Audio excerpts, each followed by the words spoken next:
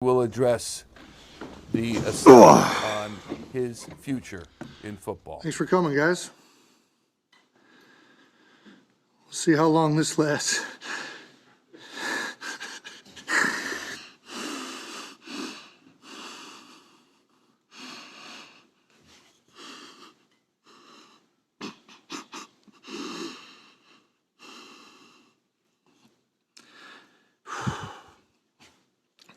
Not a good start. There you go.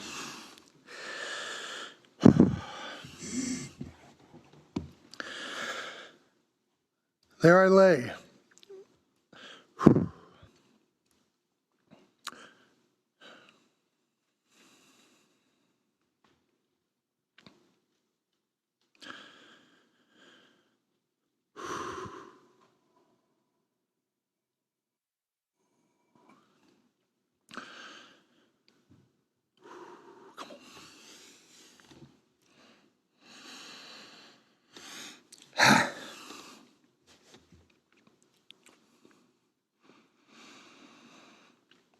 Oh, man.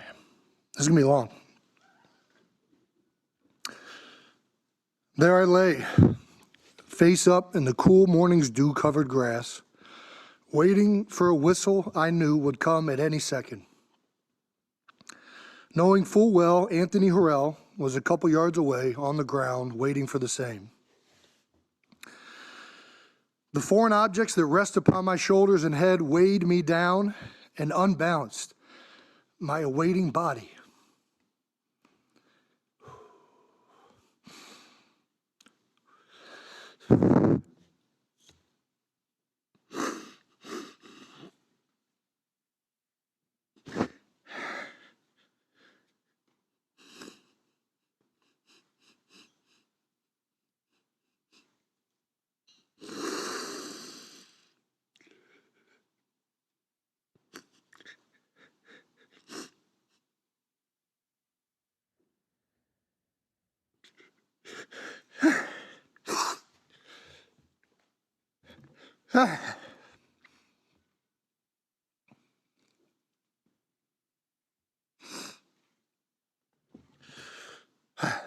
As the whistle blew, I arose,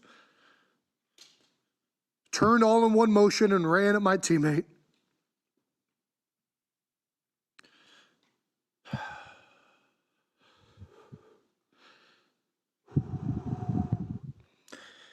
It isn't even the collision I remember most, but the feeling before of what in the fuck is about to happen.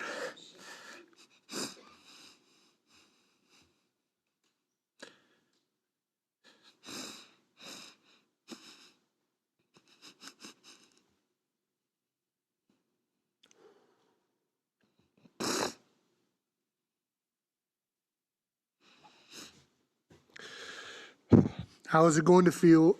Will I win?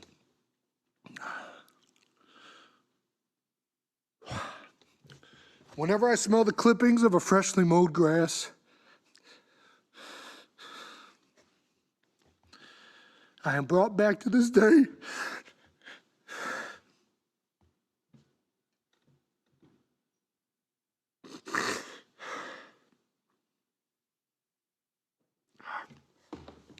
I am brought back to this day. 12 years old.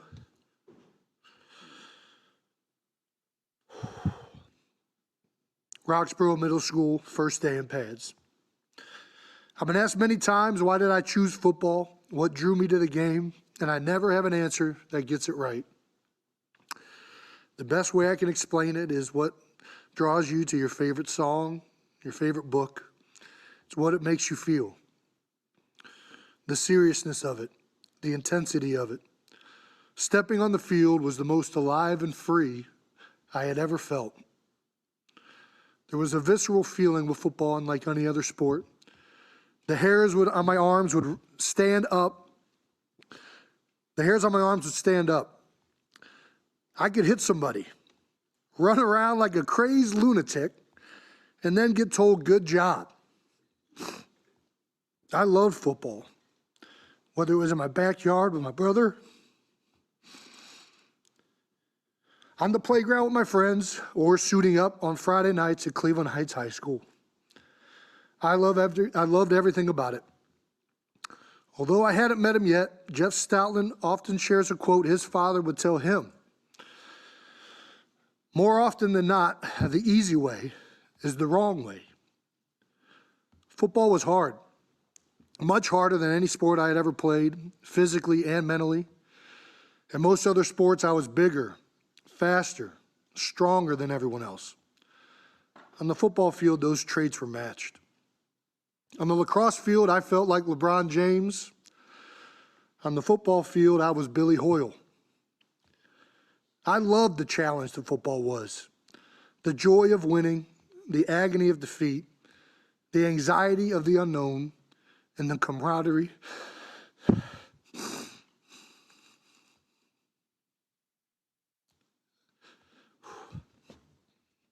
of my teammates. I'd like to thank my high school football coaches, Mike Jones, Damian Creel, Kahari Hicks, and Gary Robolewski. Coach Robo, you know who you are. My hockey coaches, Kirk Gunther, Steve Bogus, and Eddie Babcox, and my lacrosse coaches, Felipe Quintana and Ben Beckman. I'd also like to thank my band teacher, Brett Baker. All of you taught me countless lessons and put up with a very young, rambunctious kid that was full of immaturity, stupidity, and cockiness. I would without question not be where I am today without your efforts with me and the countless other children you served in my brother and I's hometown, Cleveland Heights. From Cleveland Heights, I entered the University of Cincinnati as a walk-on. As a linebacker, I had no idea what to expect, but scenes from Rudy would often race in my mind. It became apparent immediately that walk-ons would have to fight harder for their opportunities than the rest of the team. I had no stars, no investment from the team or the coaches. I'd have to earn everything, and that's good because I had no clue what hard work was yet. Knowing that I had to earn my respect every day made me committed like never before. In my first college weightlifting session, graduate assistant Jordan Roth put me through the hardest weightlifting session I had ever been through. At the end of it, he said, if I could walk around the perimeter of the weight room holding my hands above my head, I could leave. And if I couldn't hold my hands above my head, I'd have to stay and clean the whole weight room. That entire year, I found out later that cleaning the weight room was something I would get used to. That entire year I consider a blessing. D'Antonio ran a tough program, the weight room was even tougher, and I redefined in my mind what working hard actually was. They pushed me into areas of fatigue I didn't know I had, and for that experience, I am forever grateful to all of them. After redshirting my first year, Mark D'Antonio left Cincinnati for Michigan State, and we hired up-and-coming head coach from Central Michigan, Brian Kelly. This turned out to be the biggest turning point in my career. Not because of Brian, he was great and we enjoyed tremendous success together, but because he brought with him strength coach Paul Longo. 2 weeks into winter workouts, Paul whispered to me in the middle of warm-ups, "You'd make a great center."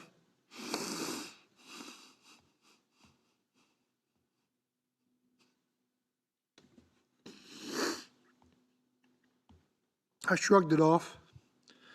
Offensive line, never in a million years did I think I'd play that position.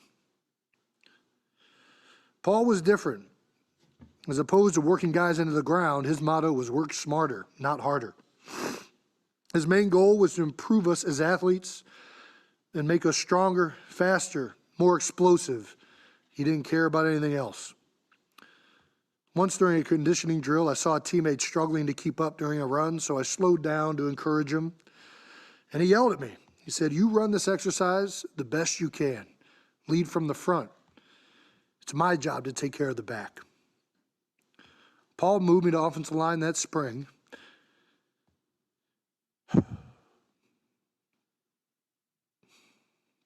And it ended up being the single greatest move that ever happened to me as a football player.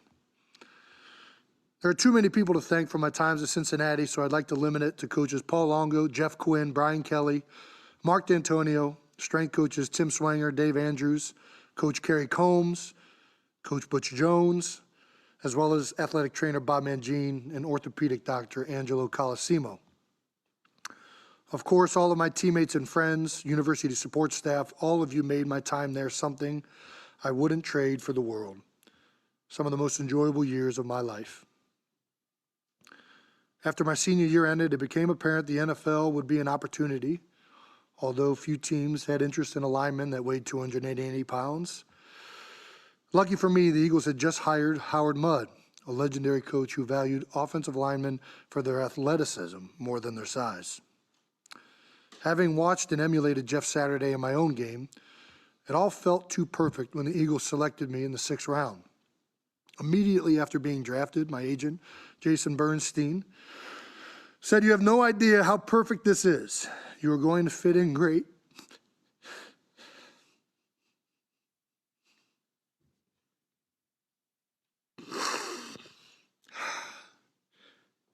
Come on. You're going to fit in great in Philadelphia. This is your kind of town.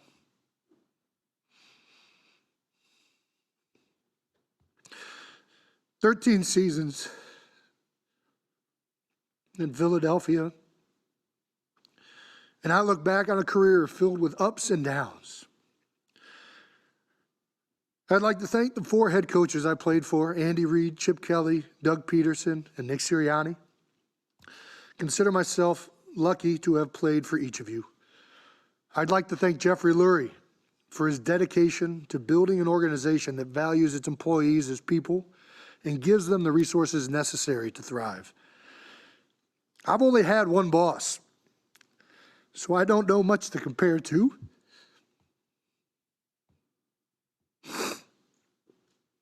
But Jeffrey always made it a point to show his appreciation and love for his players on and, more importantly, off the field.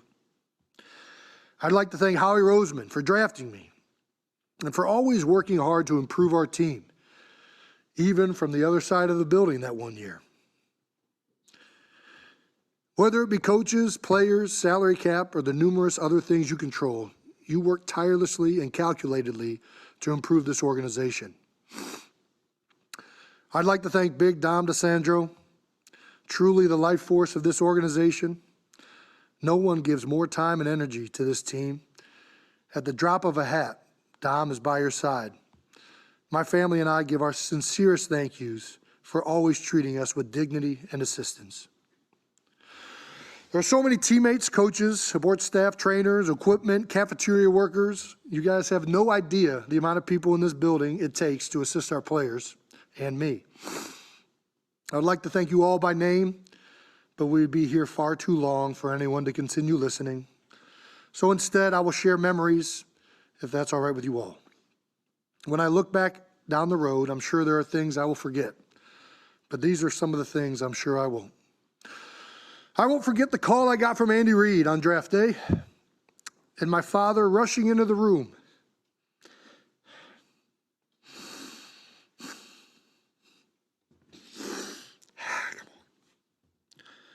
With tears streaming down his face as his son's dreams had just been realized. It had just been announced on TV I had been drafted by the Philadelphia Eagles. And I won't forget 2 years later, that same man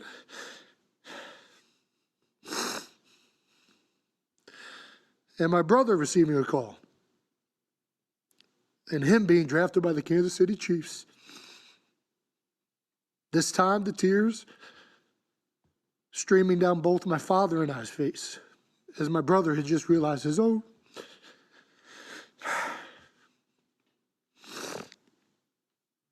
I won't forget the first time I saw Jason Peters do a one-on-one pass set with Trent Cole and being amazed at the speed, balance, and power I had just witnessed. It reminded me or looked like a grizzly bear wrestling a panther. It was so impressive it made me question if I was good enough to play in this league. I watched the next couple guys go and thought, okay, I can do this. I won't forget Thirsty Thursdays at 879, a bar owned by Brent Selleck and Todd Harrimans that stayed open a whole 6 months because nobody paid for a drink. Poor business practices indeed. That bar may have closed quickly, but the friendships it forged remain open to this day.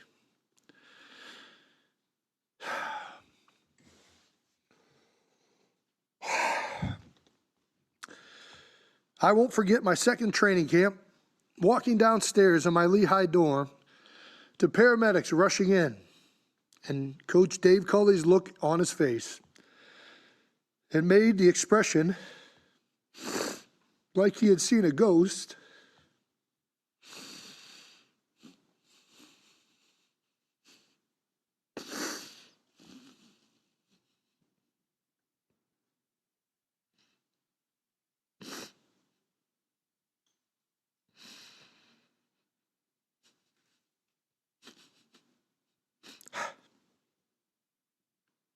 A whole lot clearer. I asked if I could help, and he said, no, just go to practice. Come on. We would find out later at practice that Garrett Reed had passed away. Only a few hours after that, Andy addressed the team. It's the most intense moment I've ever shared with a group of men. And the outpouring of support and love for my friend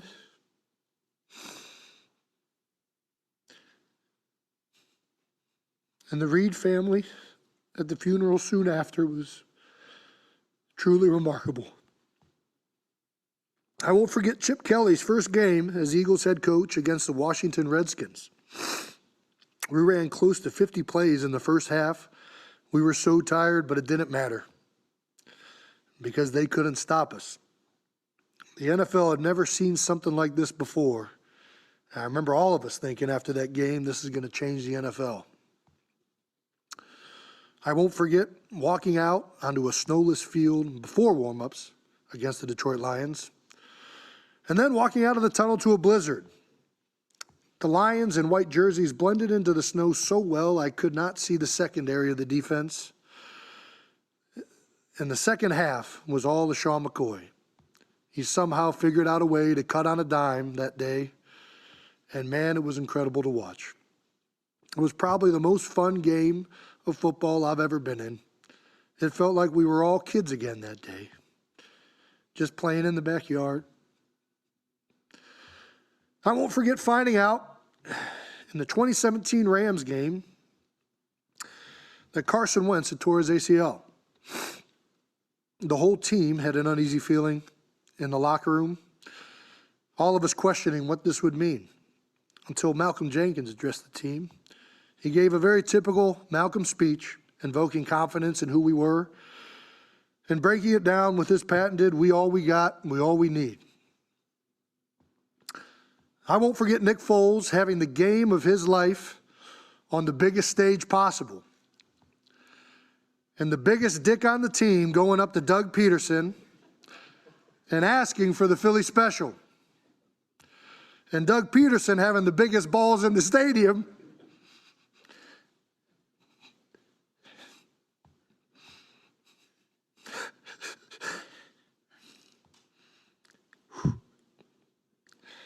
to say, yeah, let's do it.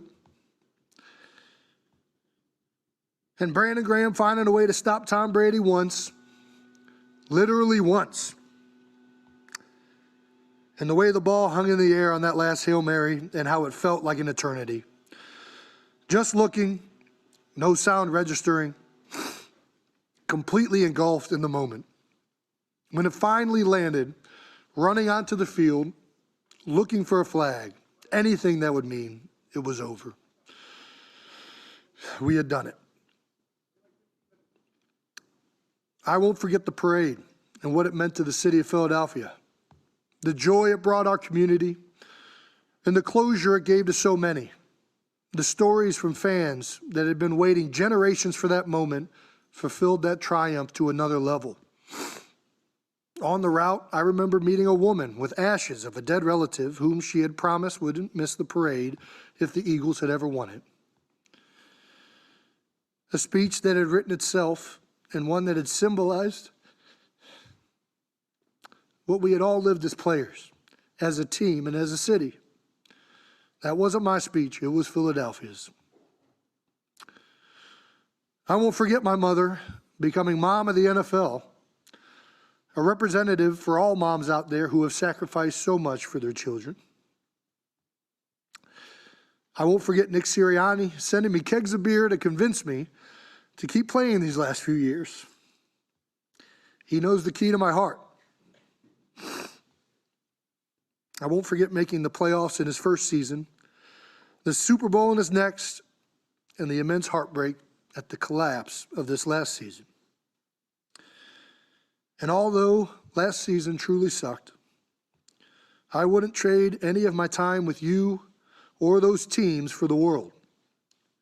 Everything happens for a reason, and I have truly enjoyed my time with you, Coach. Sometimes the flowers get knocked back a bit.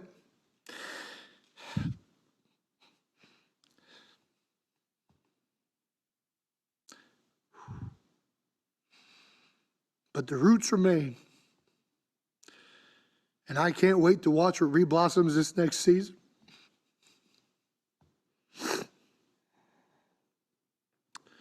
I won't forget falling short to the Chiefs.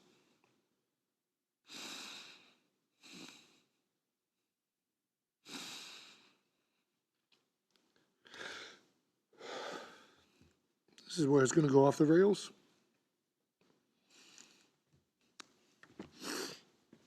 Thanks, Brett.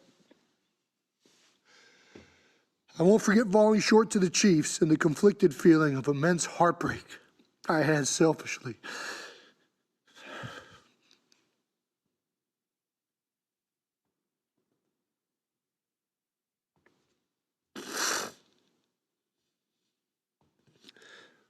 For myself and for my teammates.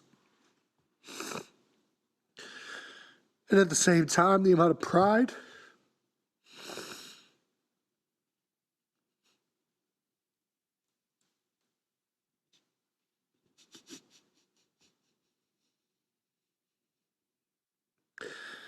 I had that my brother had climbed the mountaintop once again. We have a small family.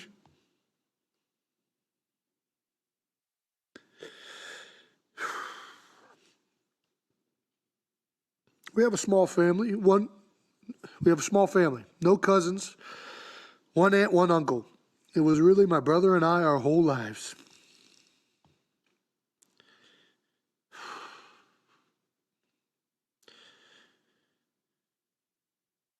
We did almost everything together. Competed, fought, laughed, cried, and learned from each other. We invented games, imagined ourselves as star players of that time. We'd envision making the winning plays day after day on Kohler Ridge Road. We won countless Super Bowls in our minds before ever leaving the house. And when we weren't playing, we were at the other one's games, but seated in a lawn chair or a bench, a Capri Sun in our hand that Mom had packed, cheering during the game, and waiting outside afterward to celebrate a victory together, or offer encouragement after a defeat. There is no chance I'd be here without the bond Travis and I share.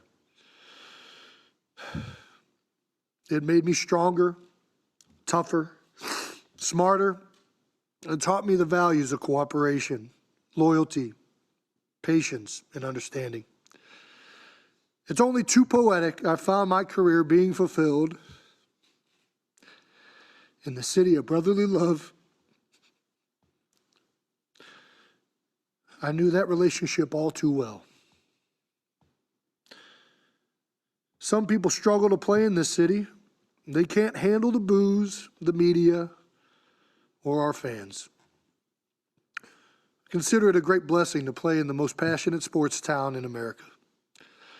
The sense of urgency in this city to win has pushed our organization, has fueled it to take chances, fix problems, and work tirelessly in an effort to win. At times you hate it as an athlete, especially those new to our city. But when you've been through it enough, you learn to appreciate it. No one celebrates their own like the city of Philadelphia. Athletes become demigods in this city, even ones whose deeds span decades before. The Eagles are the #1 ticket in town, the most talked about thing at nearly every moment. With that amount of attention, you better be ready to overcome the lows that will happen and be ready to persevere in the face of the criticism. Yes, they will let you know when you are not performing well. Every time. But they will also love you if you show effort, aggression, desire, the will to fight. They will love you in this city if you love it the way you love your brother. You will be loved by going above and beyond to show that you care, because they care. They've been caring for generations in this town about this team, and they aren't about to accept a bunch of excuses and soft-ass nonsense representing the name on the front of the jersey, something they've invested their entire lives in. If you don't like what the fans and media are saying as a player, it's very easy. Love them, treat them like your brothers, and go out and play your balls off. Wear your heart on your sleeve, and I guarantee you change those narratives. I remember seeing Zach Ertz shy away from a block one game against Vontaze Burfict in the Cincinnati Bengals. Rightfully so, the fans ripped him apart, crushing him for doing it. The next week, the first catch I saw Zach Ertz snag, he ran after the catch like I had never seen. It took 3 guys to bring him down, and I heard the link erupt with cheers for his effort. Today, you won't find a single Philadelphian with a bad word to say about Zach Ertz and the legacy he left behind. As players, you write the narratives. The fans and media, for the most part, it's occasionally different, only write what you give them. If you go above and beyond in this city, you will be rewarded beyond your wildest dreams. I saw firsthand the wrath of the Eagles fans in the 2016 Eagles season. And rightfully so, I had an awful start to that season where I was often overpowered, had many holding penalties that cost our team, and looked like one of the worst centers in the league. I was wanted out of town by nearly everyone. And it wasn't just the fans that wanted me to gone. It was nearly everyone in this organization. That offseason, I heard trade rumors galore and speculation I'd be cut. I imagine if the Eagles had received a trade offer for a brand new set of washing machines, they may have pulled the trigger. Hell, if I was in charge, I would have pulled the trigger. There's only one person in this building who still wanted me, and it's he who I have to thank most for the career I've had.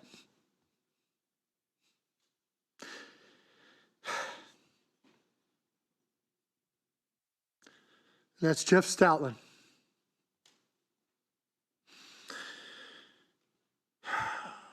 No one has been more influential or meaningful to my success on the field in my career than Stout. I think one of the greatest things a human being can give another is belief.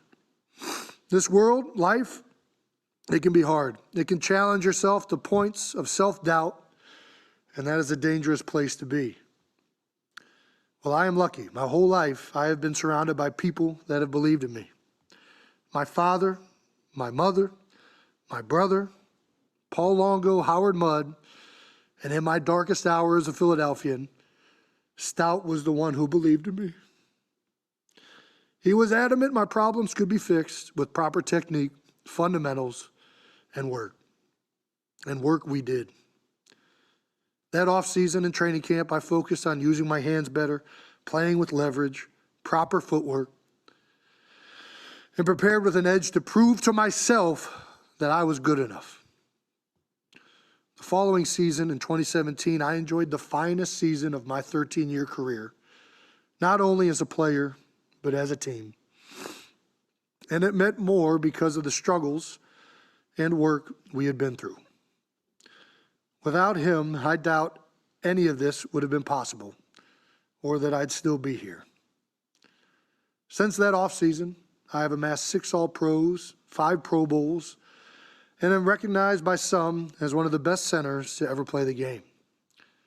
I am very proud knowing where I once was and the legacy I have left behind, and the man we can all thank is Jeff Stoutland. Second stout quote of the evening: "No man is an island. We must draw our strengths from others."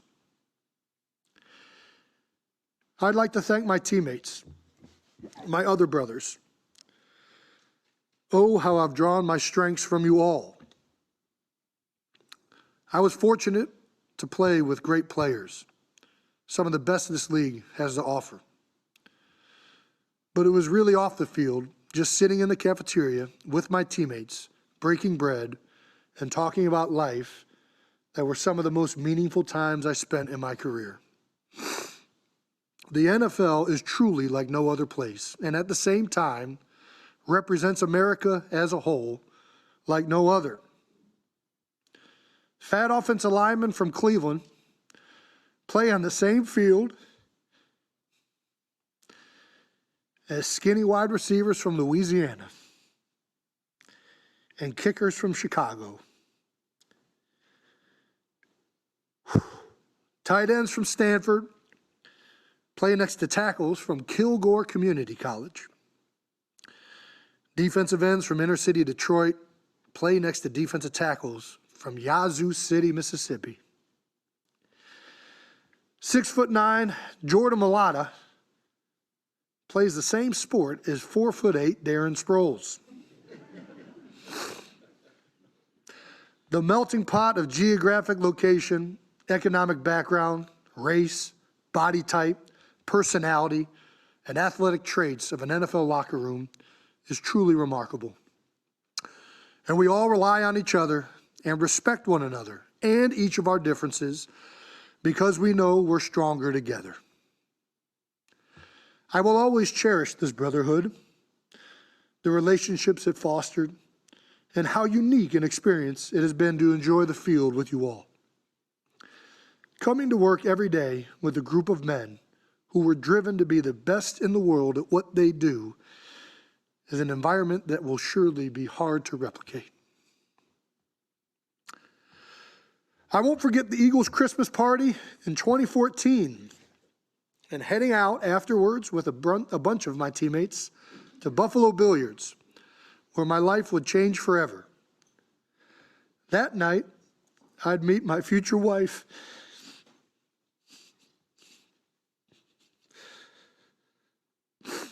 I still remember the moment she walked through the door. The first instance is burned in my retina.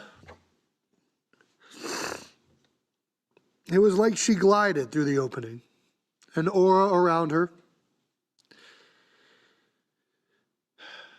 Then she started talking. And I thought, man, is this what love feels like? She was beautiful and smart, serious yet playful. I knew it right away. I think it's no coincidence I have enjoyed my best years of my career with Kylie by my side. Every accolade I have ever received has come with her in my life. She has brought the best out of me through love, devotion, support, honesty, intelligence, and of course, the swift kick in the ass from time to time. She has also given me 3 beautiful girls and a life that increasingly brings me more fulfillment off the field than it does on. We've had a great run, Kai. I am a product of my upbringing. I think one of the best things a person can be in this world is a father. A father who is present, loving, Devoted just may be the greatest gift a child could ask for in our society. And I have a damn good one. My father believed in me more than anyone. He believed in my brother, and whenever my own insecurities would arise or self-doubt would come in, he would stifle them with the warm embrace of belief, unwavering love and belief. My father worked in the steel industry in Cleveland for the majority of his life. I remember him taking me into a plant one time and standing in awe of the molten steel and watching a giant ladle containing a bunch of it hover over our heads just feet away. The heat radiated when the molten steel was in sight. And I remember thinking how utterly amazing my father's work was. He was the man and continues to be the man and father I strive to be. My mother was a part of a generation of females that was largely the first of their families to go to college. When deciding to go to college, her own father said he disagreed with the idea. He telling her instead she should become a secretary or be a wife. In fact, the only thing that convinced him into letting her go to college was my grandmother's insistence that my mother would find an educated man to settle down with, and that would mean more money for the family. Mom took the opportunity to go to college and graduated from the Ohio University, worked in banking for over 40 years, climbing the corporate ladder from teller to a VP, and was largely the breadwinner for our family. I like to think I got my toughness, aggression, and lunch pail mentality from my father. And from my mother, I learned the all too important lesson of never letting anyone tell you what you can't do. And so this all brings us here to today, where I announce that I am retiring.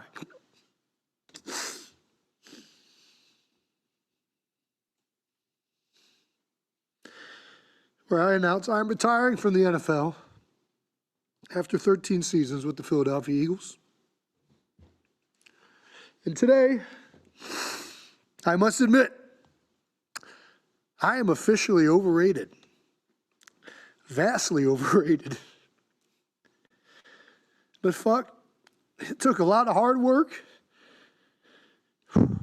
and determination getting here. I have been the underdog my entire career, and I mean this when I say it. I wish I still was. Few things gave me more joy than proving someone wrong. My mother used to tell people, and still says to this day, if you want Jason to do something, all you have to do is tell him he can't. And that was true in more ways than I care to admit. I relish doubters. They fueled a fire within. I suspect that comes from an upbringing where my parents would tell me, Jason, you can be anything in this world you want to, as long as you put your mind to it and work hard to achieve it. So whenever I was faced with doubt in my career, be it from fans, from coaches, even from my own teammates, the American dream would burn from deep inside my bones. Which leads to my last Jeff Stoutland quote. Hungry dogs run faster.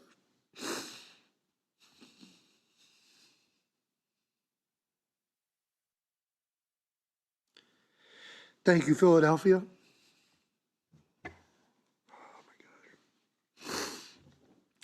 Thank you, Philadelphia. From the bottom of my heart, thank you for letting me represent this city and allowing me into your homes every Sunday. Growing up, it has truly been a privilege. You have all been so good to me and my family. Growing up in Cleveland, I watched all of my favorite athletes leave the city. Hell, A whole team left the city. It has always been a goal of mine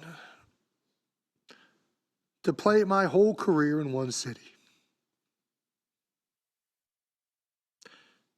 And I couldn't have dreamt a better one and a better fit if I tried.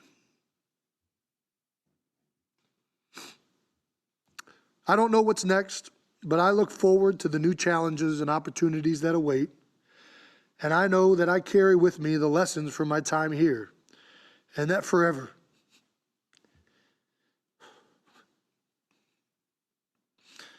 And that forever we shall all share the bond of being Philadelphians.